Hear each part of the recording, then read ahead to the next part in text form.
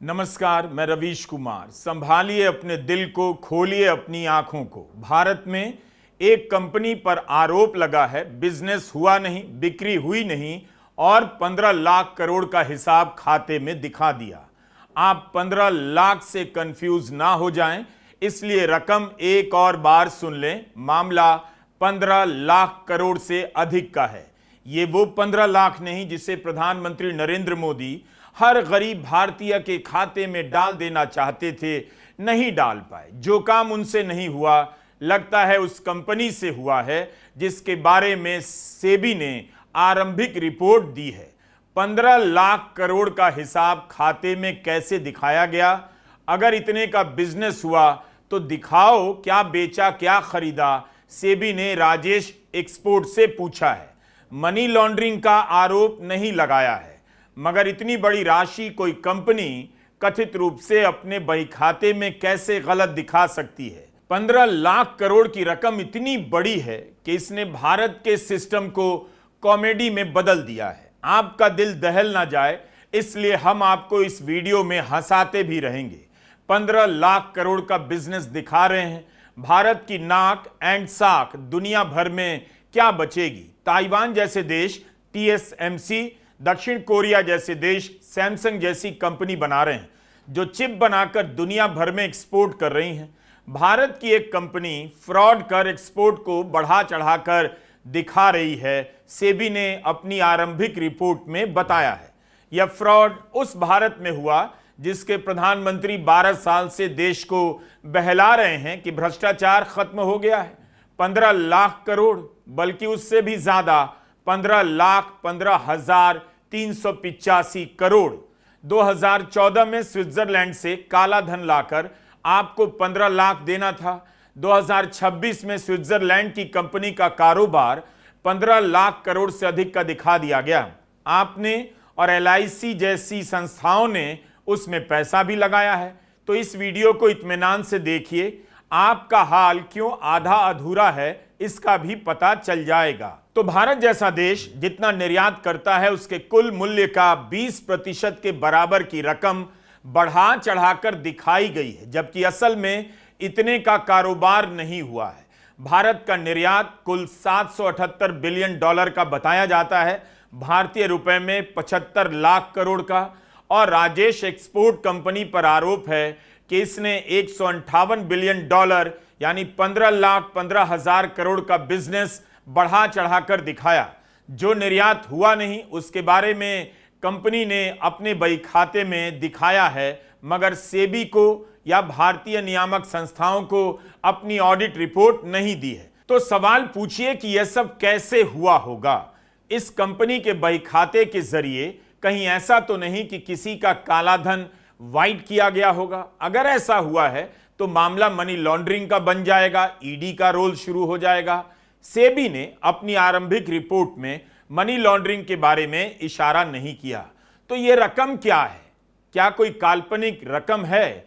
इसके बारे में हम आगे आपको बताएंगे। पहले इसे ध्यान में रखिए कि राजेश एक्सपोर्ट्स की एक कंपनी वल्कैम्बी स्विट्जरलैंड की है। इसकी होल्डिंग कंपनी भी स्विट्जरलैंड की है जिसका नाम है global gold refineries.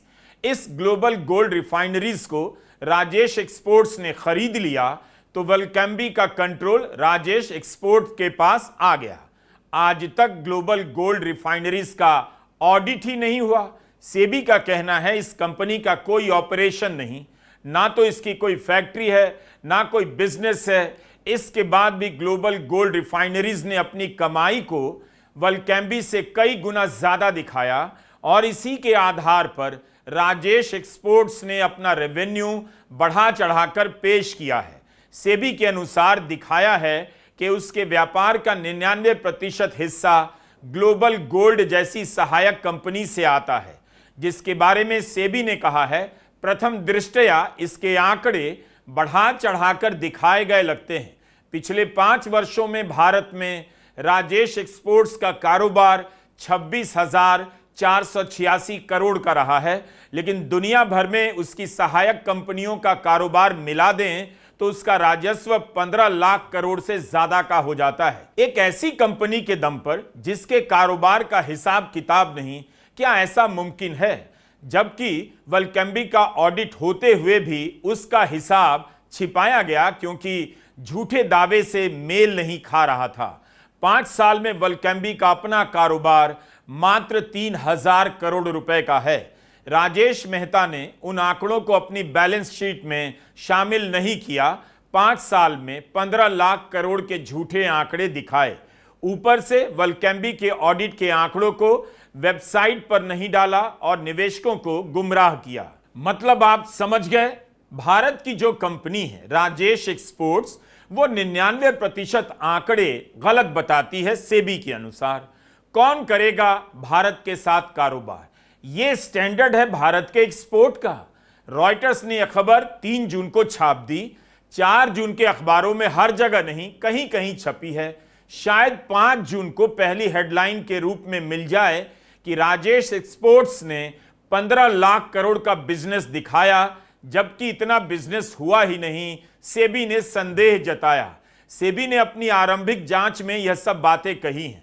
Rajesh Mehta ने मनी कंट्रोल से कहा है सेबी की रिपोर्ट में कुछ भी सच नहीं, या एक अंतरिम आदेश है और इसमें सच्चाई नहीं। हम इसकी जांच करेंगे, एक जवाब तैयार करेंगे। तो क्या सेबी ने नींद में रिपोर्ट तैयार कर दी?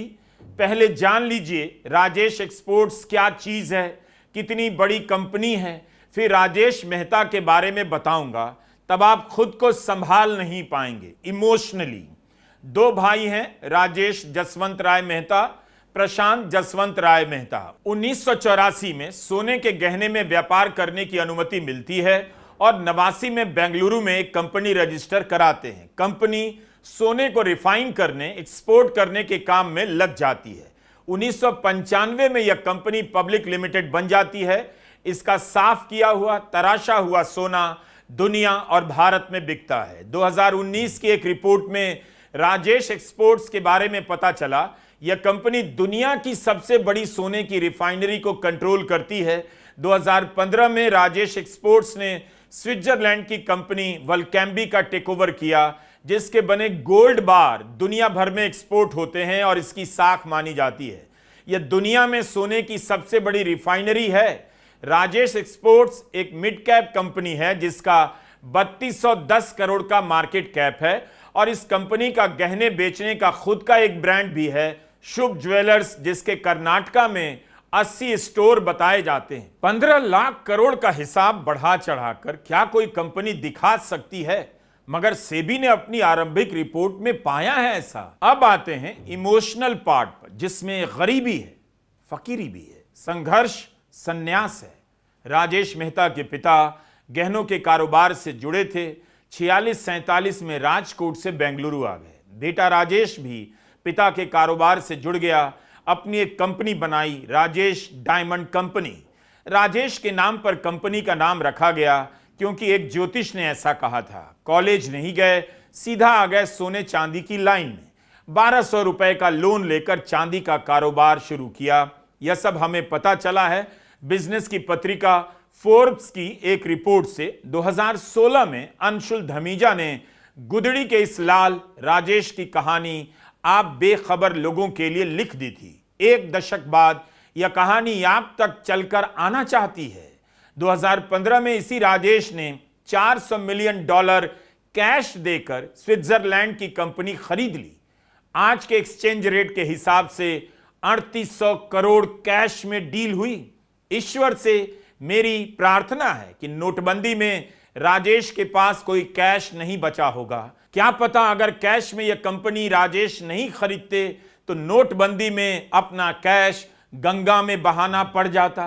खैर, इस कंपनी के खरीदते ही राजेश की कंपनी का टर्नओवर 1 लाख करोड़ से अधिक का हो गया। भारत के अमीरों की लाइन में 65वें नंबर पर आ गए। 2015 में राजेश एक्सपोर्ट्स ने 130 टन सोने का निर्यात किया। जितना सोना निकला उसका 35%। ऐसा चमत्कार ओनली भारत, इंडिया या हिंदुस्तान में ही हो सकता है। फोर्ब्स पत्रिका ने राजेश मेहता की गरीबी और साधारण जीवन का जो विवरण दिया है उसे पढ़कर मेरी आंखों में इंग्लिश के टीयर्स फ्लो करने लगे, हिंदी के आंसू तो देन एंड देयर ही सूख गए। अंशुल धमीजा ने लिखा है, राजेश मेहता कन्नड़ा और गुजराती दनादन बोलते हैं, गुजरात के हैं। इन्होंने भारत की 4 और भाषाएं जानने की कृपा की है, उनमें बात कर सकते हैं। बुलेट प्रूफ मर्सिडीज में नहीं चलते हैं। यह पढ़कर मेरा कलेजा फट गया। भारत का इतना बड़ा अमीर बुलेट प्रूफ मर्सिडीज में नहीं चलता है, टोयोटा की कार में चलता है। 2015 में रेडिफ ने लिख दिया था, इनके पास, कुछ कर्मचारियों के पास इनसे ज्यादा महंगी गाड़ियां हैं। यह होती है फकीरी। इनके पास स्मार्टफोन भी नहीं। रेडिफ ने लिखा है बस 3 बेसिक फोन है। स्मार्ट तो है बंदा, बेसिक फोन से काम करता है। इसीलिए तो 1 साल बाद 2016 में जब फोर्ब्स ने इनकी प्रोफाइल की, तब इनके पास एक स्मार्टफोन आ चुका था, मगर बेसिक फोन की संख्या 3 ही थी, यही बताई गई। असली फकीर तो अपने राजेश निकले। मिले तो मेरी तरफ से चरण स्पर्श कर लीजिएगा। ऐसे फकीर सदियों में आते हैं जो जरूरत पड़ने पर ही प्राइवेट जेट से चलते हैं, वरना आम लोगों के साथ कमर्शियल फ्लाइट में यात्रा करना पसंद करते हैं। यह सब लिखा है मीडिया की रिपोर्ट में। याद कर लीजिए इनके एक एक कथनों को, कोट को। ऐसा कोट तो प्रधानमंत्री मोदी भी नहीं दे सकते, मगर उनके कोट भी इसी तरह के होते हैं। राजेश कहते हैं, I don't want two by something just for the purpose of showing off. जो आदमी दिखावा तक नहीं करता, उसी आदमी पर आरोप लग गया अपनी कंपनी का रिकॉर्ड नहीं दिखाता। सेबी ने होश में तो रिपोर्ट दिया है ना। यही है आयरनी का आयरन ओर, जिसकी तलाश में मैं कब से इस छोर उस छोर भटक रहा था। मेरी एक खोज है, भारत के सत्ता के गलियारों में जो दलाल और फ्रॉड भटकते हैं, उनकी अंग्रेजी बहुत अच्छी होती है, बोलने का लहजा बहुत अच्छा होता है, आजकल संस्कृत भी बोल लेते हैं, उनके सूट बहुत अच्छे होते हैं। इस तरह से समझा देंगे, आप अमृत समझकर गलत काम में शामिल हो जाएंगे। तो मेरा सवाल है, कहीं असली अवतार राजेश ही तो नहीं, मतलब नॉन बायोलॉजिकल। 2015 की रेडिफ की रिपोर्ट के अनुसार राजेश भी अपने दफ्तर से 14 घंटे काम करते थे, यानी प्रधानमंत्री मोदी से कुछ कम घंटे काम करते थे। 2014 में प्रधानमंत्री मोदी ने कहा था 18 घंटे काम करते हैं। उस समय राजेश मेहता 4 घंटे कम काम कर रहे थे। 2017 में प्रधानमंत्री मोदी ने कहा, हार्वर्ड से ज्यादा हार्ड वर्क में शक्ति है। ऐसी ही बात राजेश मेहता ने भी कही। उसी साल उनका बयान था, मैं हार्वर्ड में नहीं पढ़ा, लेकिन मैं ऐसे लोगों को नौकरी पर रखूंगा जो हार्वर्ड से पढ़कर आए हैं। मतलब दोनों में पॉलिटिकल कनेक्शन भले ना हो, फैमिली कनेक्शन भले ना हो, रीजनल कनेक्शन भले ना हो, विचारों का कनेक्शन तो लगता है। मेरा जोर केवल विचारों के कनेक्शन पर है। मीडिया की पुरानी रिपोर्ट से पता चलता है राजेश मेहता बहुत धार्मिक हैं, देवी देवताओं का ध्यान और सम्मान करते हैं। 2016 में फोर्ब्स ने लिखा कि इनके दफ्तर में सोने चांदी और हाथी दांत की बनी गणेश जी की 300 मूर्तियां हैं। धर्म में इतने डूबे राजेश अर्थ में क्या इतना घोटाला कर सकते हैं? उनकी कंपनी पर सेबी को क्यों संदेह है कि 15 लाख करोड़ का बिजनेस दिखा दिया, जबकि इतने का बिजनेस हुआ ही नहीं? मुझे शक सेबी पर भी होने लगा है। क्या सेबी इस तरह से रिपोर्ट जारी कर देगी? क्या राजेश सच बोल रहे हैं, या राजेश झूठ भी बोल सकते हैं कि सेबी की रिपोर्ट गलत है? इमोशनल कहानी यहां खत्म होती है। फिर से फैक्चुअल ट्रैक पर आते हैं। देश के प्रधानमंत्री नरेंद्र मोदी, वाणिज्य मंत्री पीयूष गोयल, वित्त मंत्री कॉर्पोरेट मंत्री निर्मला सीतारमण, 1 अप्रैल 2020 से मार्च 2024 के बीच यही लोग इन पदों पर थे, आज भी हैं। इतनी मजबूत सरकार की नाक के नीचे क्या पता नहीं चला? एक कंपनी 15,15,000 करोड़ का राजस्व अपने हिसाब में दिखा रही है, जबकि इतने का बिजनेस नहीं हुआ। भारत की एक बड़ी एक्सपोर्ट कंपनी अपने रेवेन्यू का 98% हिसाब गलत बताएगी, भारत की क्या साख रह जाएगी? क्या इस तरह से देश चल रहा है? धर्मेंद्र प्रधान से पहले इन मंत्रियों को इस्तीफा दे देना चाहिए।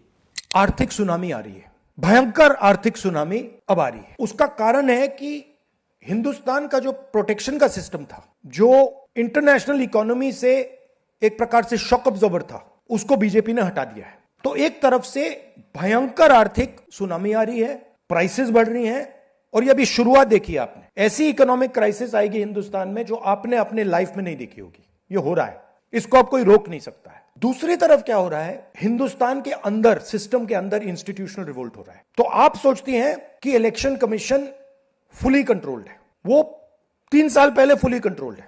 चीफ इलेक्शन कमिश्नर के मैसेजेस मेरे पास आ रहे हैं, head of intelligence system, senior judiciary, सारों के सारे रिवोल्ट कर रहे हैं, इंफॉर्मेशन दे रहे हैं हमें। तो जो कंट्रोल का सिस्टम था एक तरफ से, वो कोलैप्स कर रहा है अंदर से, क्योंकि लोगों को दिख रहा है कि जनता का प्रेशर अब ऐसा भयंकर आएगा, अगर हम इस रास्ते पे चलते गए तो हमारे लिए रिस्क हो जाएगा। आप क्या सोचते हो, अगर जनता को मालूम है कि इलेक्शन सिस्टम रिग्ड है और जनता की मतलब इकोनॉमिक प्रेशर, गरीबी, दर्द के कारण जनता में गुस्सा आ गया, आप क्या सोचते हो कि इलेक्शन कमिश्नर को डर नहीं लगेगा कल क्या होने वाला है? तो अब क्या हो रहा है, सिस्टम अंदर से ऐसे हिल रहा है पूरा। शेयर मार्केट में जो कंपनी लिस्टेड होती है उसे अपने बिजनेस का एक एक चीज सार्वजनिक करना पड़ता है, ताकि हम और आप जैसे लोग किसी कंपनी का शेयर खरीदें तो उसके कारोबार के बारे में एक एक चीज की जानकारी हो, तभी तो आप उसमें पैसा लगाएंगे। सेबी ने एक अनुमान लगाया है कि इस तरह से इस कंपनी में पैसा लगाने वाले शेयर धारकों के 12,726 करोड़ का नुकसान हो गया होगा। जो खुदरा निवेशक हैं उन्हें भी घाटा हुआ होगा। नुकसान की रकम मामूली नहीं, 12,000 करोड़ से ज्यादा है। अब सवाल आता है कि भारतीय जीवन बीमा निगम को कितना नुकसान हुआ। कंपनी के प्रमोटर के बाद इस कंपनी में LIC सबसे बड़ी शेयर धारक है, तो उसने किसके दबाव में, किस हिसाब से यह नुकसान उठाया और पैसा लगाया। LIC में जो पैसा है वो जनता का है। क्या LIC मीडिया रिपोर्ट नहीं देख रही थी कि राजेश एक्सपोर्ट्स अपने हिसाब किताब नहीं दे रही है, ऑडिट रिपोर्ट नहीं दे रही है, फिर भी पैसा लगाया, और लगाया तो हिस्सेदारी कम नहीं की गई। मनी कंट्रोल ने लिखा है कि 2023-24 के बीच राजेश एक्सपोर्ट्स के शेयरों के दाम 70% तक गिर गए, तब भी LIC ने अपनी हिस्सेदारी 10% तक बनाए रखी। मनी कंट्रोल ने 2024 में लिखा कि इसके हिसाब किताब को लेकर अक्सर विवाद होता रहता है। सेबी की रिपोर्ट आती है 2026 में। जो कंपनी अपनी जानकारियों को कथित रूप से छिपा रही है उसके बारे में LIC को कभी शक संदेह नहीं हुआ। यह कैसे हो सकता है? कैनरा बैंक ने इस कंपनी को 509 करोड़ का लोन दिया है। मनी कंट्रोल में खबर छपी है कि बैंक इसे ट्रांसफर करने का प्रयास कर रहा है। इसीलिए जब तक इस देश में धर्म के नाम पर विवाद खड़ा किया जाता है, ताकि इस तरह के मामलों से आपका ध्यान हट जाए। क्या मीडिया को 15 लाख करोड़ सुनते ही राजेश मेहता के घर, कंपनियों के आसपास नहीं फैल जाना चाहिए था? उनका इंटरव्यू लगातार नहीं दिखाना चाहिए था? सेबी से नहीं पूछना चाहिए था? अगर इस रकम को बाबा रामदेव, हरिद्वार के आसपास के जिलों में बंटवा देंगे तो लाखों लोग रातों रात लखपति एंड करोड़पति बन सकते हैं। रॉयटर्स की खबर आने के बाद शेयर बाजार में राजेश एक्सपोर्ट्स के शेयरों के दाम भड़ाम से गिरे, लोअर सर्किट लग गया, मतलब कारोबार ही रोकना पड़ा। फरवरी 2023 में इस कंपनी का एक शेयर 1028 रुपए का था। 1028। उस समय इसकी मार्केट कैप 30,000 करोड़ से ज्यादा की थी। 2024 में एक शेयर 306 पर आ गया और आज 103 पर। 1028 से 103 पर शेयर का दाम आ गया। जिसने पैसा लगाया होगा उसका तो डूबा ही होगा। तब भी LIC ने अपना पैसा नहीं निकाला। जीवन बीमा निगम किस आधार पर पब्लिक का पैसा ऐसी कंपनियों में निवेश करती है? शेयर बाजार में पैसे डूबते रहते हैं, कोई बात नहीं, मगर कोई कंपनी हिसाब ही गलत बता रही हो, सेबी या आरोप लगा रही हो कि अपने बिजनेस का हिसाब किताब नहीं दे रही, बढ़ा चढ़ा कर दिखा रही है, उसके बाद किसी का पैसा डूब जाए तो यह उसके साथ विश्वासघात है। इसके लिए कंपनी के साथ साथ भारत सरकार और उसकी एजेंसियां जिम्मेदार हैं। अगर आपका पैसा डूबा है तो ये सब जिम्मेदार है। राजेश एक्सपोर्ट्स सोना के निर्यात में ग्लोबल कंपनी मानी जाती है, उसका यह स्टैंडर्ड कैसे हो सकता है? जब कंपनी इतनी गड़बड़ी कर सकती है तो इसके सोने का क्या हाल होगा? ऐसे एक बेसिक क्वेश्चन मन में आ गया। सवाल है, इतनी बड़ी कंपनी निर्यात में घपला कर रही थी और किसी को शक नहीं हुआ, समन भेजने का खेल चलता रहा। सेबी की रिपोर्ट में लिखा है, राजेश एक्सपोर्ट्स लिमिटेड ने अपनी किसी भी सहायक कंपनी की कोई भी जानकारी अपनी वेबसाइट पर नहीं दी। यहां तक कि वल्कैंबी जैसी बड़ी सहायक कंपनी की जानकारी भी नहीं दी। इस तरह से राजेश एक्सपोर्ट्स ने अपने व्यवसाय की जानकारी को निवेशकों, ऑडिटर और नियामक संस्थाओं की नजर से छिपाए रखा और ऑडिटर से लेकर नियामक संस्था को पता नहीं चला क्योंकि कंपनी ने हिसाब नहीं दी। क्या कमाल की कहानी बनाई है। इस कंट्री को चला कौन रहा है? आपको हिंदू राष्ट्र बनाने में लगा दिया गया, इधर पैसे का इतना बड़ा खेल चल रहा है। कोई कंपनी यह कहे कि उसने 15 लाख करोड़ का कारोबार किया और ऑडिट भी ना कराए, यह कैसे संभव है? सेबी समन भेज रही है और राजेश एक्सपोर्ट्स जवाब नहीं दे रही।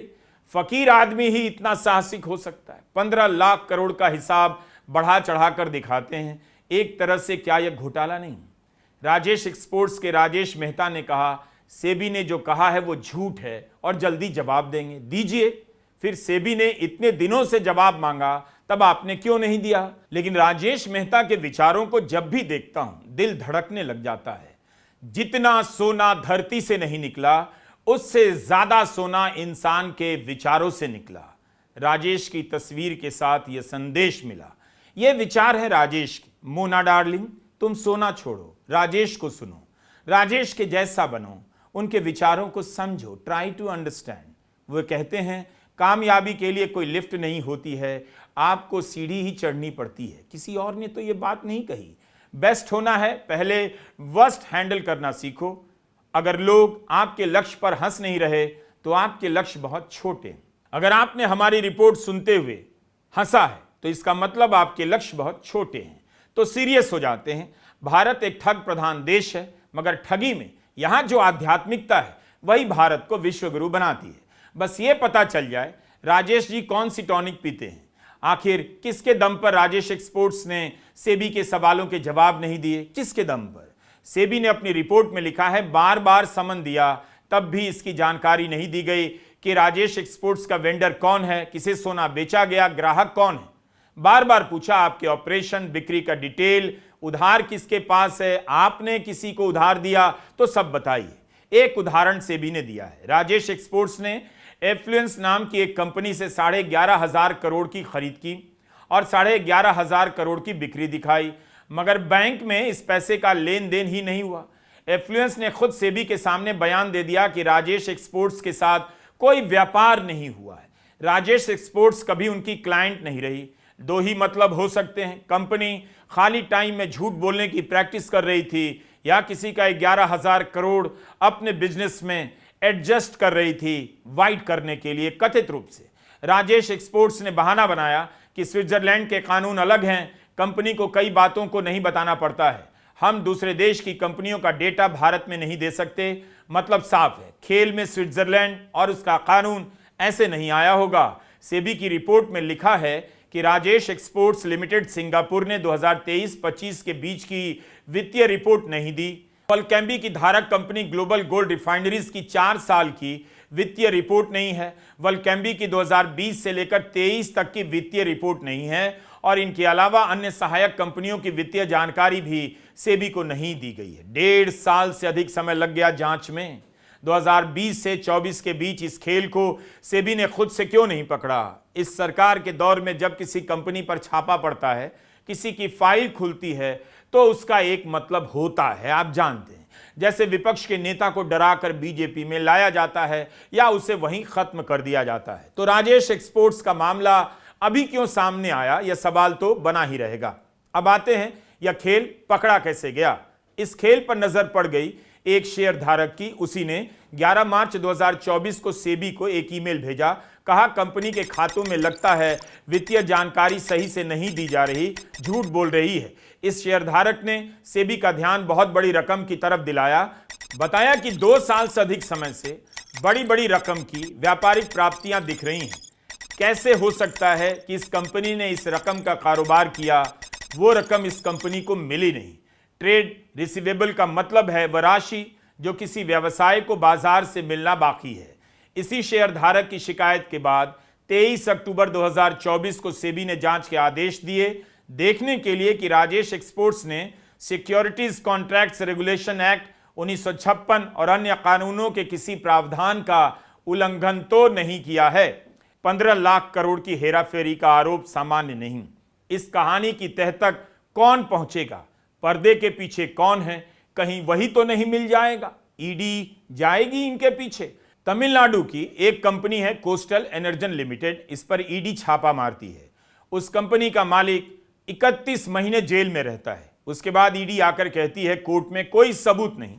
इसी दौरान उसकी कंपनी दिवालिया होने के कगार पर पहुंच जाती है। दिवालिया होने से बचाने के लिए कानूनी प्रक्रिया शुरू होती है, नीलामी होती है, अदानी समूह के पास कंपनी चली जाती है। सब कानूनी प्रक्रिया से जेल से बाहर आने के बाद वह बिजनेसमैन मीडिया के सामने भी नहीं आता, रोता भी नहीं, अपना गम भी नहीं दिखाता जेल में क्या हुआ, चुपचाप नेपथ्य में चला जाता है। दूसरी तरफ से एक और कंपनी आती नजर आती है, राजेश एक्सपोर्ट्स। इसकी कहानियों के खुलने का इंतजार कीजिए। नमस्कार, मैं रवीश कुमार।